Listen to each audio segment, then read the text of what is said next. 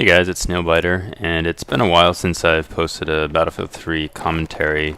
I actually took a break from Battlefield 3 for a few months, and I've only been just getting back into it the last few weeks or so.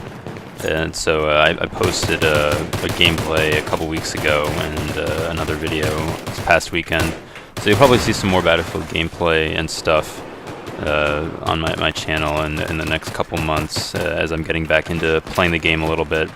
But I wanted to make this commentary here for a couple of reasons. There were a few things I wanted to talk about. One is that I've actually started to do a little bit of scrimming, just sort of in-house with the clan that I'm in, Team Purge. It's nothing really that serious, or really competitive. So my plan is to end up posting some gameplay from some of that, whether it be just sort of nice clips that I get from those scrims, or just whole chunks of gameplay at a time. You'll see that it's not really serious scrimming. We do it just kind of to have a bit of fun when we have enough people online at the same time. So I do have a little bit of stuff recorded already for that, and I'll continue recording as we do our scrimming. And I'll post it, and if you guys enjoy it, or if you're interested in seeing more of it, then I'll definitely try to do more of that. So that's one thing I wanted to mention, and then the other thing that I want to talk about for most of this video is Battlefield 4, because that was announced a while ago, and I never really talked much about it, and I wanted to give my thoughts on it, and just kind of what I think based on what I've seen so far. And so if you haven't really heard much about it or seen much about it, I definitely check out stuff from E3. There was a whole big thing on Battlefield 3 at E3. They released some multiplayer gameplay from the Siege of Shanghai map, which, and the way, from what I remember when I looked at it, the way the Battlefield 4 pre-ordering works is, if you pre-order it now, I think you get premium included, so you won't have to buy it separately as we did with Battlefield 3. And you also, similar to Battlefield 3 and the Back to Kharkiv expansion, you get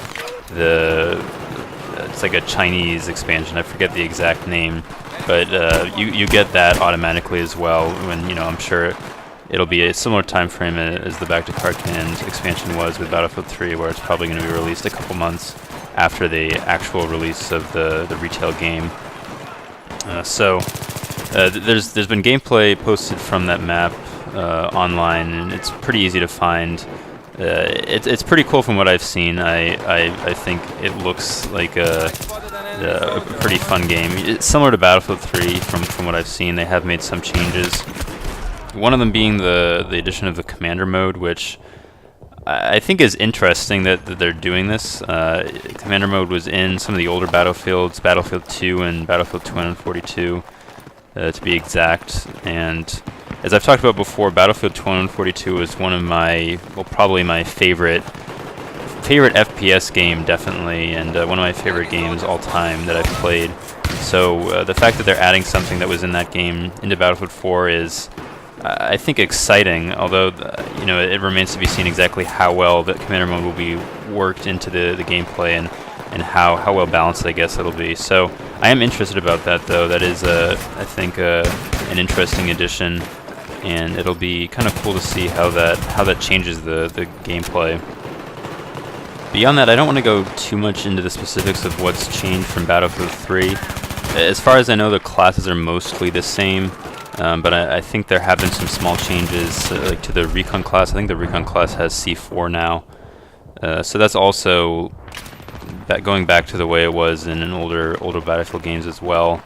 And there were various other changes. I think from what I've heard, now when you reload a clip, say you have 30 bullets in a clip, if you reload when you have, say, 15 bullets, those 15 bullets don't get added, or they don't remain in your max ammo capacity. You lose those 15 bullets, so it makes ammo a little bit more at a premium, and you have to be a little more careful about when you reload, and a little more careful about conserving ammo. So that's an interesting change as well, and that's also that was a characteristic of some of the older Battlefield games as well. Now, I guess for me personally, I haven't pre-ordered the game yet. Although if I were to make a prediction now, I'd say it's very likely that I end up getting the game and pre-ordering the game.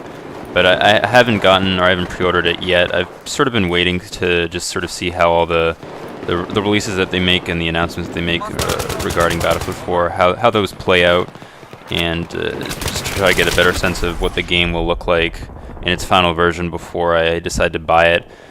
In the past, I might have just bought it or pre-ordered it immediately, but I'm a little hesitant now just because, you know, while I enjoyed Battlefield 3, it wasn't completely the game that I was hoping for and expecting. Don't get me wrong, I enjoyed it and had fun with it, and you know, obviously the fact that I'm still playing it would suggest that, but I have this general feel that the Battlefield series over the past couple releases has been going in the wrong direction, I guess.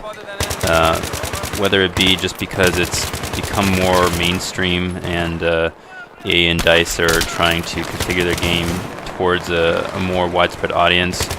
I don't know if that affects it at all, but basically I didn't enjoy Battlefield 3 as much as I enjoyed some of the older Battlefield games. So that's part of the reason I'm a little more hesitant to just immediately endorse this game and you know, jump in and pre-order it without really giving much consideration to it. I guess another reason I haven't pre-ordered Battlefield 4 yet is also just the fact that over the last 9 months my ability to play video games has been somewhat inconsistent, which is kind of evidenced by the lack of videos on my channel. I just really haven't had as much time as I would like to play video games, and so I've also just been more hesitant in general to buy new games, just because I know I won't necessarily have the time I would like to put into them. So, and you know, I should also add that part of the reason, if I do end up getting Battlefield 4, part of the reason that would happen is because I want to record gameplay and post videos on my channel of Battlefield 4, and if I'm not so sure I'm going to be able to do that, just based on the amount of time that I have, then I might be more hesitant to buy the game. Now, ideally, I would be able to record and play, you know, almost immediately after it's released, and you know, I hope that's the case. And you know, and as I said earlier, that I think the chances that I do end up getting the game are pretty high, but I just don't really know exactly how all the timing is going to work out at this point. So I'm just waiting a little bit before I actually make the decision to pre-order the game. So that's just about all I wanted to talk about regarding Battlefield 4. If you guys have any thoughts about the game, let me know. Anything that you're looking forward to in particular, those sorts of things. But otherwise, this gameplay is just about done. I hope you guys enjoyed the video, and thanks for watching, and perhaps I'll do some more Battlefield 3 commentaries in the next few weeks and months. But otherwise, thanks for watching, hope you guys enjoyed it, and I'll see you guys later.